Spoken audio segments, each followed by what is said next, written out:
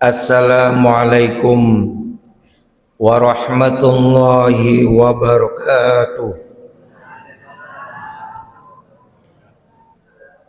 Innal hamdalillah nahmaduhu wa nasta'inuhu wa nastaghfiruh wa na'udzu billahi min sururi anfusina wa min sayyiati a'malina. Man yahdihillahu fala mudilla lahu wa may yudlil fala hadiya lahu. Asyhadu an la ilaha illallah wa asyhadu anna Muhammadan abduhu wa rasuluh. Allahumma shalli ala Muhammad wa ala alihi wa sahbihi ajma'in wa man tabi'ahum bi ihsanin ila yaumiddin. Amma ba'du. Jamaah rahimakumullah, kita patut bersyukur kepada Allah bahwasannya tahun ini kita masih dipertemukan oleh Allah dengan syahrul Ramadan, bulan Ramadan. Karena di bulan Ramadan ini Allah sudah menurunkan keberkahan, menurunkan ampunan yang sangat luar biasa. Maka daripada itu para jemaah rahimakumullah, di dalamnya kita diperintahkan oleh Allah Subhanahu wa taala untuk melaksanakan ibadah syiyam ataupun ibadah-ibadah sunnah lainnya. Maka banyak sekali nilai-nilai atau manfaat yang itu nantinya bisa kita rasakan. Paling tidak pada kesempatan ini saya akan menyampaikan 4 hal. Jadi nilai-nilai itu akan ada dalam diri kita ketika kita ini melaksanakan ibadah syiyam dan ibadah-ibadah yang lainnya di bulan Ramadan ini. Maka ada nilai-nilai dalam diri kita secara ruhiyah, kemudian ada secara fikriyah, secara jasmaniyah, dan secara maliyah. Secara ruhiyah, yang jelas orang-orang yang melaksanakan ibadah syiyam, ibadah-ibadah sunnah yang lainnya di bulan Ramadan ini dengan hati yang lapang, dengan hati yang tulus, maka insya Allah Allah akan mengampuni dosa-dosa kita. Karena Rasulullah SAW bersabda, man shoma ramadhana imanan wahtisaban ghufira lahu ma taqaddama min dambi. Siapa-siapa yang berpuasa dengan penuh keimanan, dengan penuh introspeksi diri, dengan mengharap ridha Allah Subhanahu wa taala, maka dosa-dosa yang lampau akan diampuni oleh Allah Subhanahu wa taala. Maka para jamaah rahimakumullah, kalau secara ruhiyah kita ini benar-benar melaksanakan ibadah syiyam dengan penuh keimanan, dengan penuh muhasabah, dengan mengharap ridha Allah Subhanahu wa taala, maka efeknya adalah pasti dalam diri kita bisa mengendalikan diri, kemudian timbul sikap kesabaran dan lain sebagainya. Jadi para jamaah rahimakumullah, secara ruhiyah insya Allah kita pun di bulan Ramadan ini banyak-banyak memohon ampun kepada Allah Subhanahu wa taala. Bu, Pak, waktu yang sangat luar biasa itu di sepertiga malam. Dan kita ketika Ramadan ini pasti bangun di sepertiga malam itu. Waktu sahur. Quran surat Az-Zariyat ayat 18, wabil ashari hum yastaghfirun. Dan di waktu sahur mereka memohon ampun kepada Allah Subhanahu wa taala. Ali Imran ayat 17, wal mustaghfirina bil ashar, yaitu orang-orang yang memohon ampun di waktu sahur.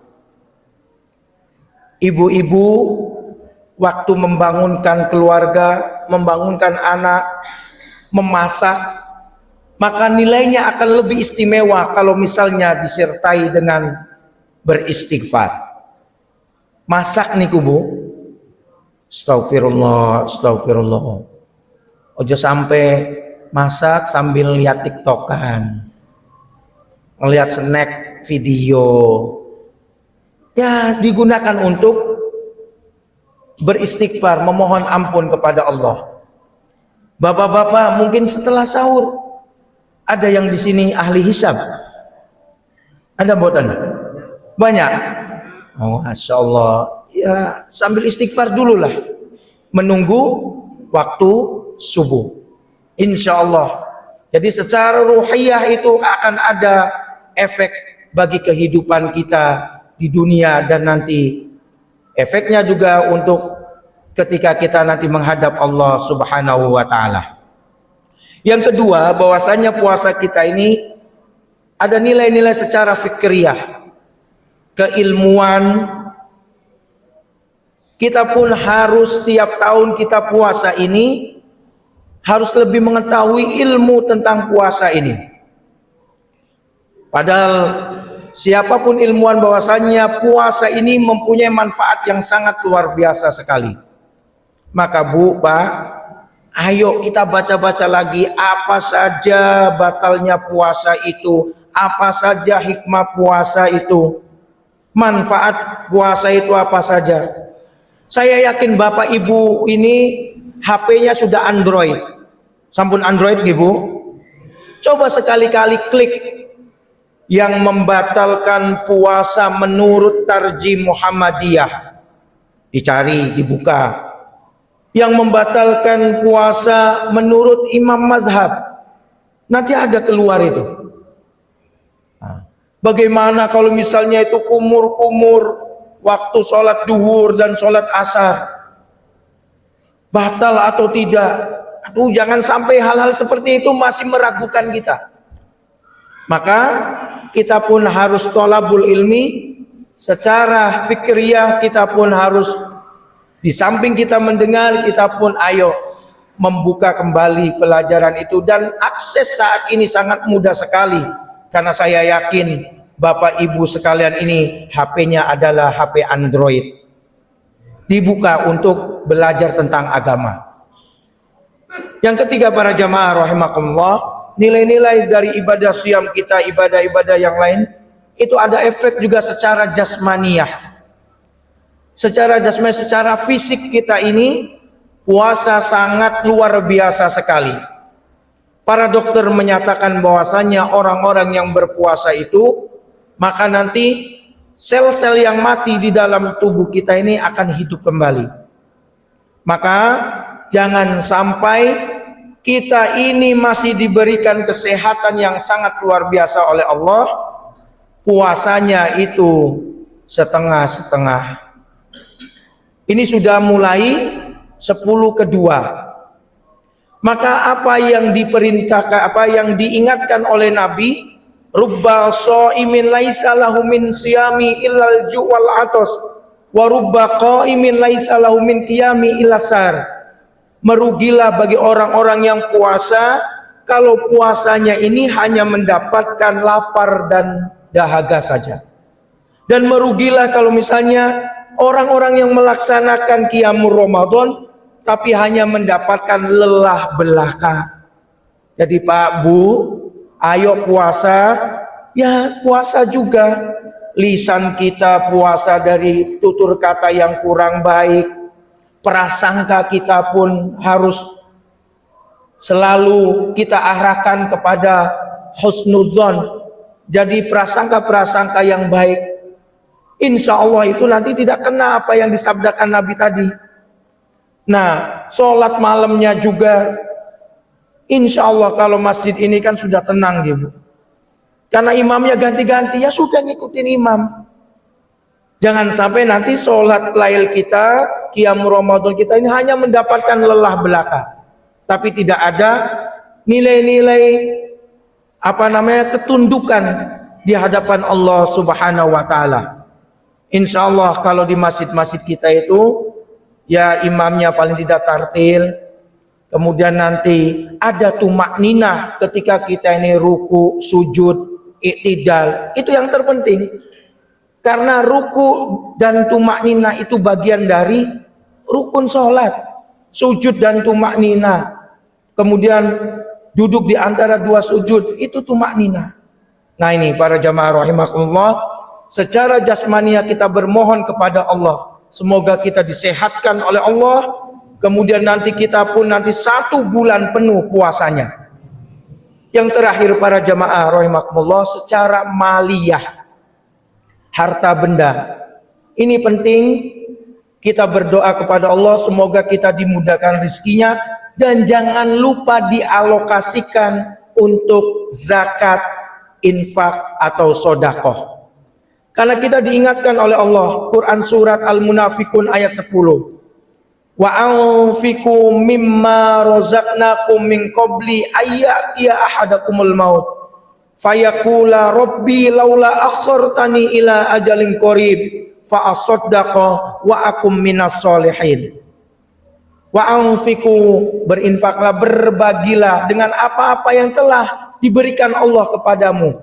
Jangan sampai seperti salah satu manusia yang itu akan dicabut ajalnya, maka ia ini memohon kepada Allah, Rabbi laula akhartani ila ajalin qarib. Ya Allah, tangguhkanlah ajalku ini, karena aku ini mau digolongkan, mau diberi kesempatan untuk bersedekah dan digolongkan kepada orang-orang yang soleh. Ini bagian dari bagaimana gambaran orang-orang yang waktu hidupnya masih diberi rizki yang sangat luar biasa oleh Allah, diberi kesempatan untuk nanti berbagi, tidak mau berbagi, maka itu gambarannya kalau ajal sudah nanti mau dicabut, malah mau diberi kesempatan untuk bersedekah dan digolongkan oleh orang-orang yang soleh. Di masjid ini dijadwal nggih, takjilnya dijadwal boten. Itu bagian dari kita ini bersyukur, kita nanti ada sarana untuk berbagi, ya kan? Dan jangan lupa para jamaah rahimakumullah, sebenarnya zakat fitri itu bisa ditunaikan mulai sekarang pun boleh, atau nanti 1 pekan sebelum Idul Fitri. Yang jelas kalau zakat fitri itu ada batasnya. Batasnya adalah sebelum kita melaksanakan sholat Idul Fitri, itu paling akhir. Maka kalau di kita itu sudah terbiasa, tidak usah menunggu sampai malam Idul Fitri, itu sudah boleh kita berzakat fitri. Saya khawatir ibu-ibu sibuk masak, bapak-bapaknya menyiapkan untuk sholat Idul Fitri, ternyata zakat fitrinya bablas.